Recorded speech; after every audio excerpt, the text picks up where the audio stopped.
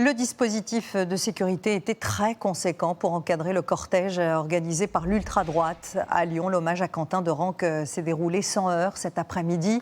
Mais la préfecture annonce ce soir qu'elle va saisir la justice. Après des saluts nazis et des insultes racistes, les participants avaient pourtant reçu ces derniers jours des consignes très strictes de la part des organisateurs.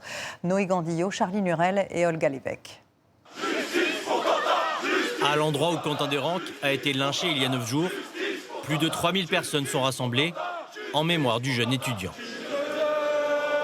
On est venu du coup une dizaine pour rendre hommage à Quentin aujourd'hui et on a fait le déplacement du coup de Lille pour cet événement qui est d'une importance capitale pour dénoncer la violence d'extrême gauche envers ce jeune nationaliste.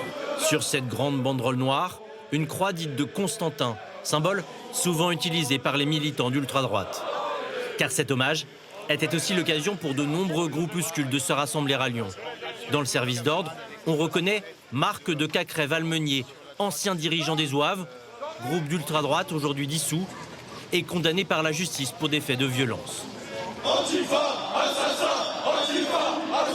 Aujourd'hui, il avait pour consigne de tenir à distance les journalistes. Allez, on recule, s'il vous plaît, on recule.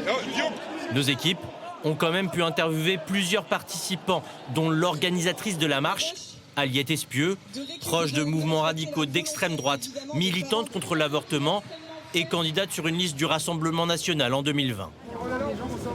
Nous n'appelons absolument pas à la vengeance. Ça, ce sont des méthodes d'ultra-gauche. Nous ne sommes pas d'ultra-gauche. Nous, ce que nous souhaitons, c'est vraiment qu'un hommage soit fait,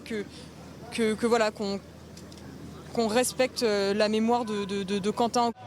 Avant la marche, de nombreuses consignes, notamment sur les réseaux sociaux, demandaient aux militants de masquer leurs tatouages et de ne pas porter de cagoule. Des consignes pas toujours respectées cet après-midi. Il y a même eu des dérapages comme ce salut nazi.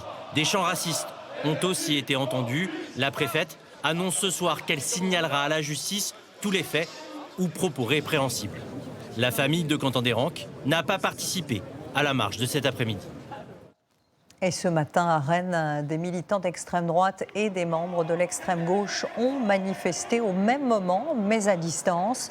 Quelques centaines de personnes et des slogans sans équivoque. Une réunion se tiendra à l'Élysée mardi sur les groupes d'action violente qui existent en France.